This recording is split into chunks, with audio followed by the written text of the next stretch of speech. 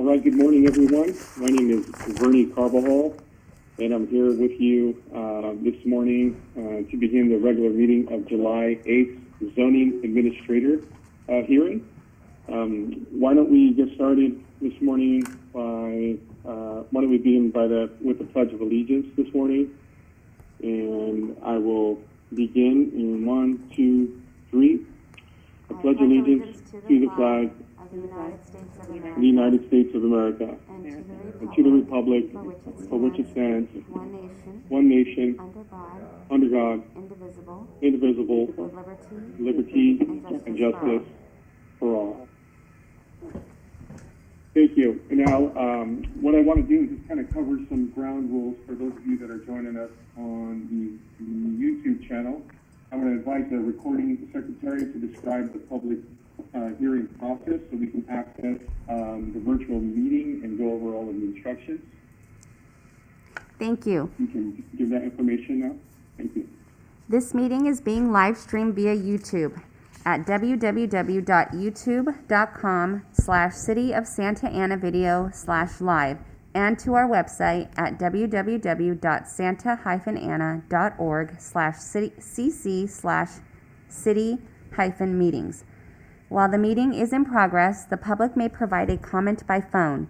To comment by phone, please dial 1-669-900-9128, enter meeting ID 315-965-149, followed by the pound. When prompted for a participant ID, please enter pound. When the item that you would like to comment on is being discussed, please dial *9. When the comment period is opened, I will call on you by the last 3 numbers listed on the caller ID. When you are called on, please state your name, your position on the matter, and your comment. You will have 3 minutes. I will alert you when your time is up.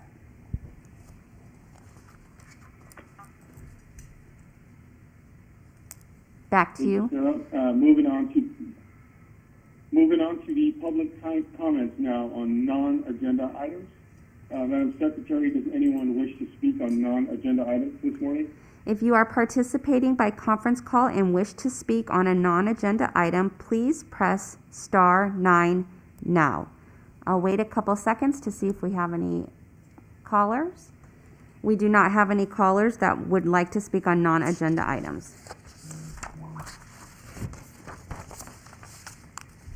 All right, I'll pause there, and seeing no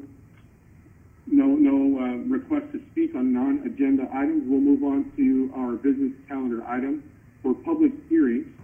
And I will review the process for public hearings so that everyone listening in and or watching via YouTube knows exactly what to expect. Staff will provide a brief presentation and answer questions. The public hearing will be open. The applicant will be given the opportunity to speak and is limited up to 15 minutes. Members of the public will be given the opportunity to comment, limited to 3 minutes each. The applicant will be given the opportunity to respond to comments made by the public and are limited to 5 minutes. The public hearing will then be closed. Further discussion may take place with formal action to approve, conditionally approve, deny, or continue review of the application. Please consider the following suggestions when organizing your comments. First, state your name and address. This is a voluntary statement. State whether you support, oppose, or are neutral to the proposal. Your statement should include all pertinent facts within your knowledge. Avoid things like gossip, emotion, or repetition. A clear, concise, and non-repetitive argument is the most effective. All right, with those ground rules in place, why don't we go ahead and move on on the public hearing item. We have one this morning. Item number 1 for tentative parcel map 2019-02, county map 2018-188 for the property located at 666 East Dyer Road. Please note, the decision on this matter is final unless appealed within 10 calendar days. I'm going to ask staff, I believe it's Ali Possession for this morning, to provide a brief presentation on this item. Thank you. Thank you. Good morning. This is a request by David Sloan representing the property owner Shade Properties for tentative parcel map number 2019-2, county map number 2018-188 for the master development site at 666 East Dyer Road. The proposal is to subdivide the site into 10 new parcels as part of an overall industrial project that is taking place on the project site. The request is subject to sections 34, 126, 3456, and chapter 41 of the Santa Ana Municipal Code. The site is about 24 acres in size along Dyer Road, stretching south to Alton and near Tech Center Drive, surrounded by industrial uses. The request would subdivide an existing site into the 10 parcels. 9 of these parcels would be for individual ownership, and one of them, which would be a lettered lot, Lot A, would be for common area purposes. These parcels would surround the footprints of the buildings that are under development at the site. These buildings are addressed at 640, 642, 650, 652, 660, 662 East Dyer Road, 2906 and 2910 South Tech Center Drive, and 705 East Alton Avenue. These lots would range in size from 0.6 to 4.7 acres. The lettered lot would contain 9.8 acres and would consist of parking, break areas, landscaping, etc. No improvements are proposed as part of the subdivision request, as the site was very recently developed with the subject buildings at the addresses I just read off. So the project site itself was submitted to the city for review in 2017, and following review was issued permits and constructed.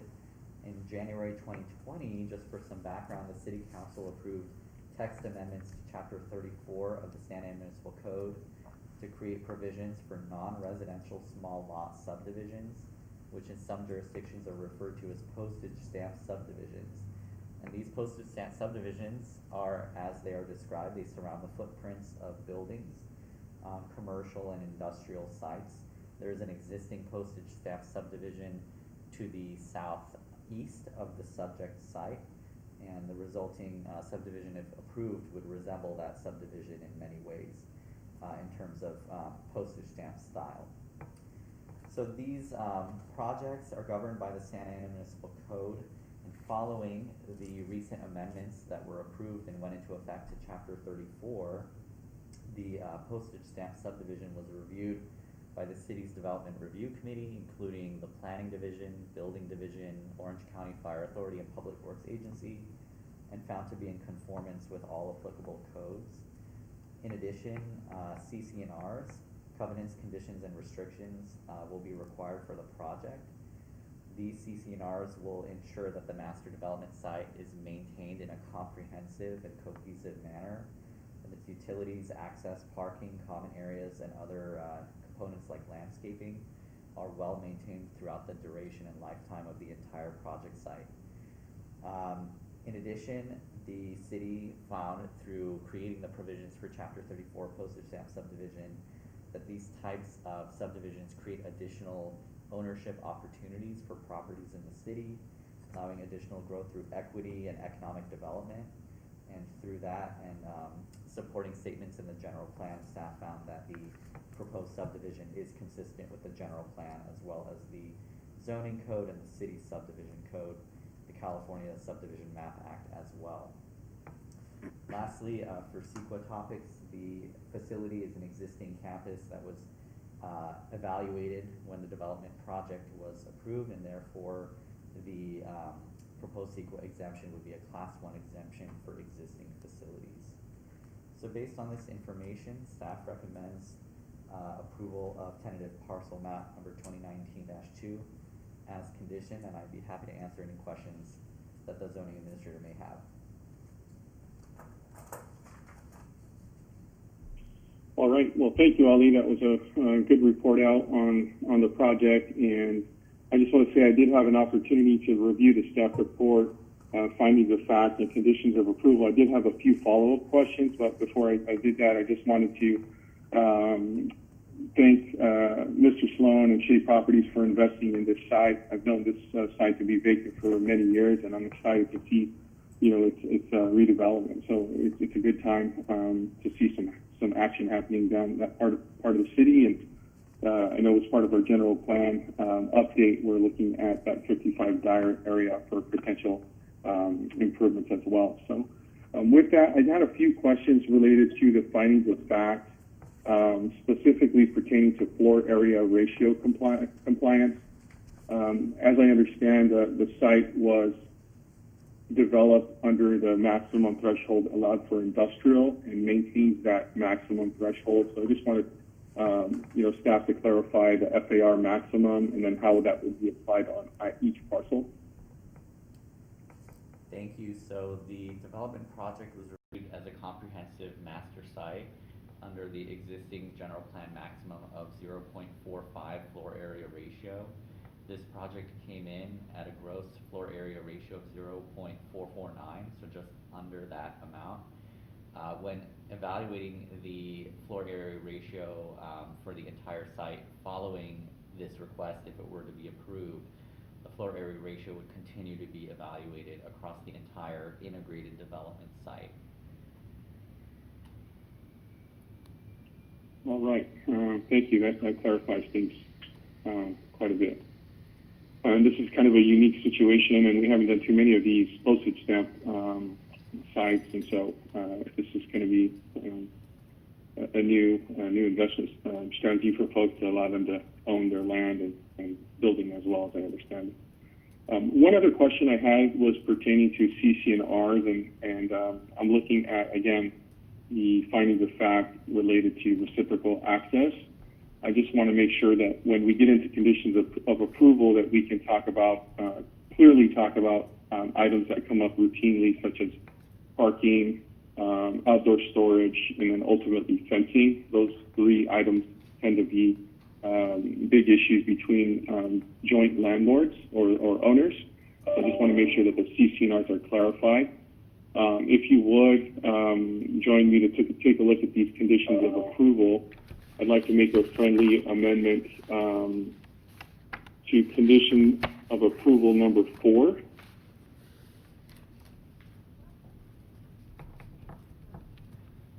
And I'd like to add a few things to that condition, if I might. I'd like to suggest that we add a sentence after the first sentence on number 4 that states, prior to the recordation of the final map, applicant to submit parking management plan and provide details on regulations for outdoor storage and maximum floor area ratio allowed. Period.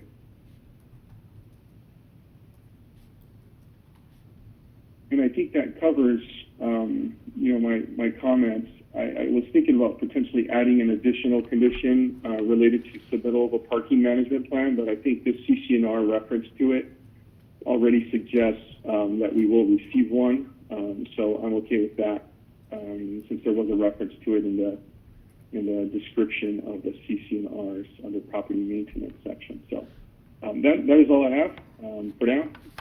And why don't we, let's see here, ask Madam Secretary if there has been any comments or written communications on this matter. No comments have been received for this item. All right, thank you. With that, I'll open up the public hearing. And why don't we start with the applicant to see if they would like to speak on the matter? Yes, this is, can you guys hear me? Yes, we can. Okay, perfect. This is Stephen with Shea Properties. I don't have much to add to what's being requested, but I just wanted to thank Ali for all the hard work that he's put into this. This has taken some time, and so as Shea Properties, we're greatly appreciative of his work and then the city's support of our project. I would say that there's been quite a bit of tenant interest in this project, and we're hoping to see it fill up fairly soon. So we're just thankful and grateful that we've had a partnership with the city, and look forward to getting this project fully open. All right. Well, thank you for that. We're excited as well, and we're anxious to kind of see this moving along as well. So with that, we'll go ahead and get started to see if there are any phone comments. I'll ask Madam Secretary if we have any members of the public that would like to comment on this project. If you are participating by conference call and wish to speak, please press star 9 now. I'll wait a few seconds to see if we have any callers.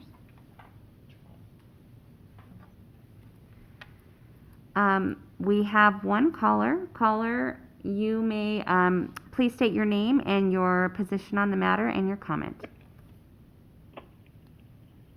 This is John Marcolotti with Shea Properties as well. I would like to reiterate what Steve Prowlis said. It's been a pleasure to work with Ali and the City of Santa Ana on the project. I am responsible to lease the project up, and we currently have 4 leases working on the 9 buildings that we have constructed. And each of the tenancies are very strong, very clean, and good businesses for the City of Santa Ana. So thank you. Thank you, caller. As the zoning administrator, there are no other callers that have requested to speak. All right. Thank you, Madam Secretary. Did the applicant have any final remarks? I understand that they were okay with some of the friendly modifications that we made there. So if there aren't any final remarks and the applicant is okay with those suggestions, then we'll go ahead and wait for them to respond. This is Stephen with Shea Properties. We're fine with those comments. Thank you. All right. Thank you, sir. With that, we'll officially close the public hearing, and I will come back for recommendation here. Everyone, give me 1 second, make sure I get it right.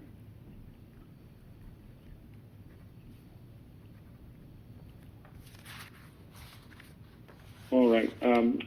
With that, I'd like to adopt a resolution approving tentative parcel map number 2019-02, county map number 2018-188 as conditioned. And with that, unless there are any other comments, we will go ahead and adjourn the meeting, Madam Secretary. Thank you, participants. We will adjourn the meeting, and the meeting is now, you are free to leave. Thank you. Thank you. Thank you, everyone. You're free to leave.